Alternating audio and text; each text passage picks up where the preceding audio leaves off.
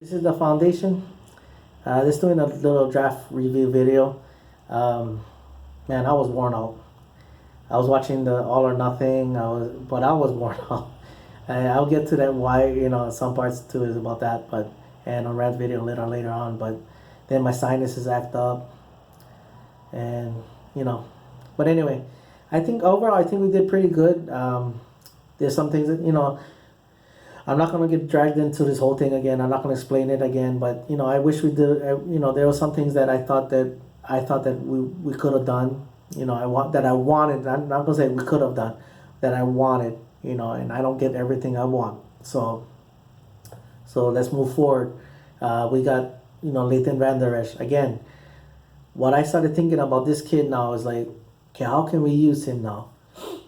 You know, Jalen Smith, the more confident he getting in his reading, understanding the defense and all that, what he can do and getting more confident with his foot.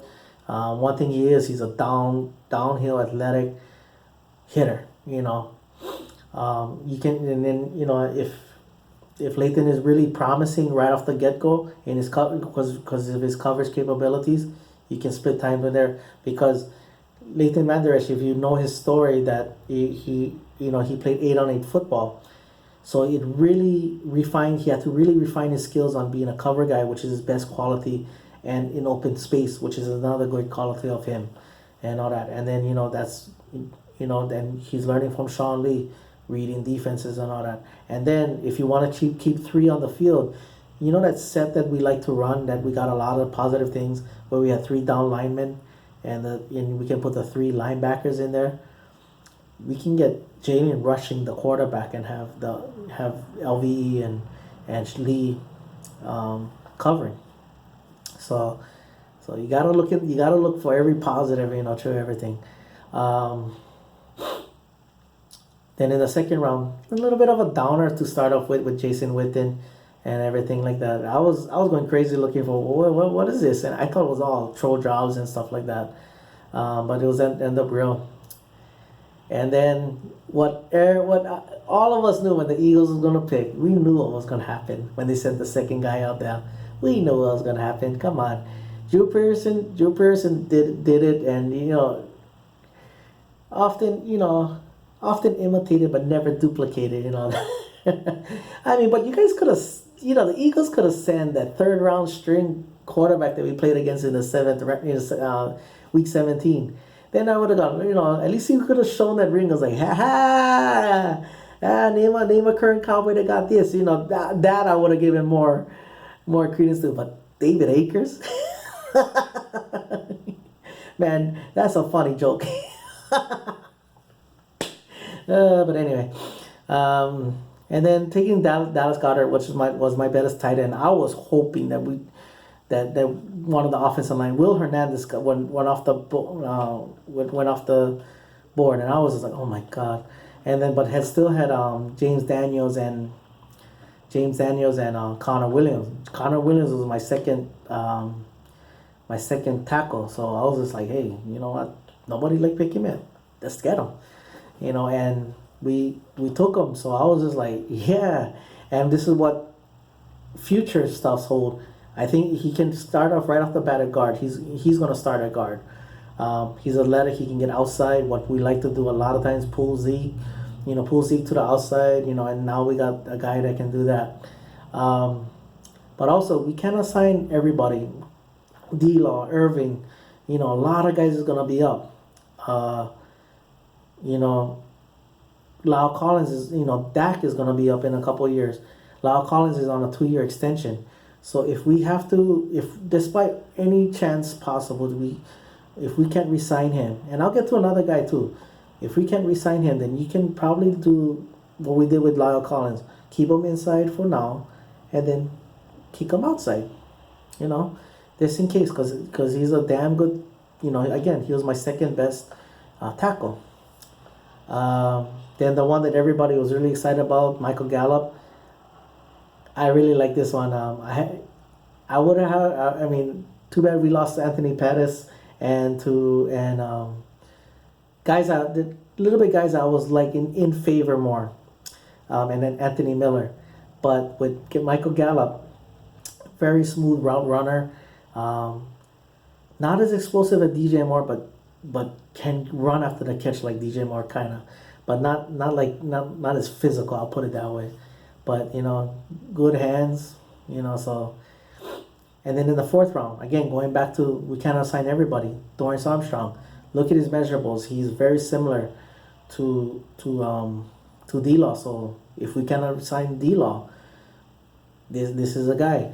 He had double-digit sacks in his his junior year, and then last year they changed schemes on him. So he was more of a run stopper. But the one thing is that his team was a bad team.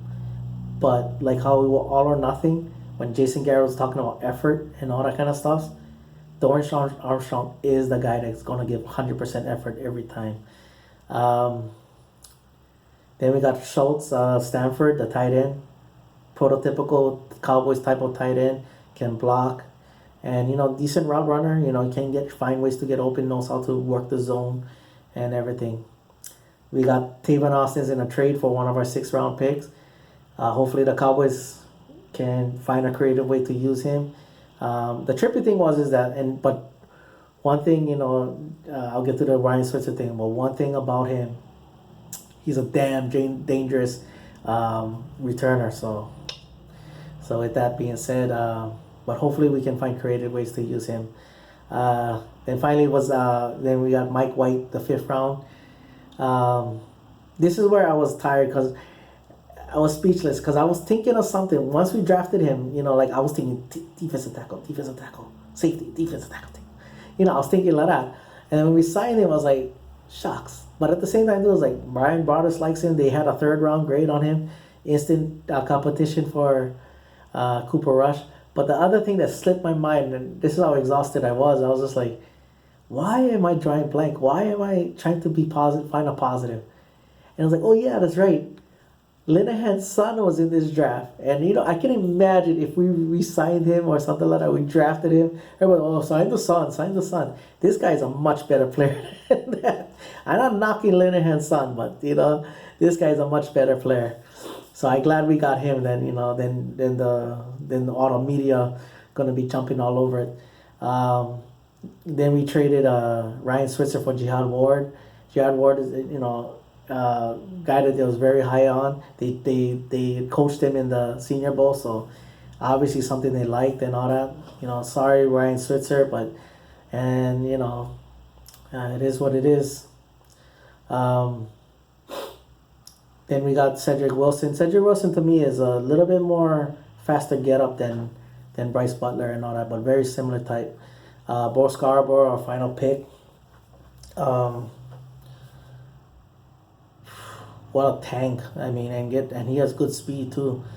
The problem is though, injuries. That's gotta cross your fingers every time that he can stay healthy and all that. We got enough of guys like that. But anyway, you talk about a thumper. You got 3 guys now. You can bring on a short goal lines and short yardage and all that. So, the undrafted free agents that I like, my guy is Cam Kelly out of San Diego. He's a more physical Byron Jones where he can cover tight ends, but more physical. So, if you like that type of guy, but he has and he has good coverage skills too, but more physical side. What is his name? I can't think of his first name, but Quero. Look on TCDC's video stuff. He has a video package of him. He has that one-handed catch. Not like Jordan Lewis, but he has that one great. So it shows that he's a guy. He's a kind of ball hawk kind of guy. He can read the plays and all that. So so that's another guy as well too. All right, that's my video. Mahalo for watching. Paniella boys. Hey, wait. It's gonna take time. We're not stamped to win the Super Bowl. Let these guys prove it on the field, and then we can make us stuff. All right. Mahalo for watching. Paniella boys. And like always, who you with? Who am I with? With the Dallas Cowboys. Choo!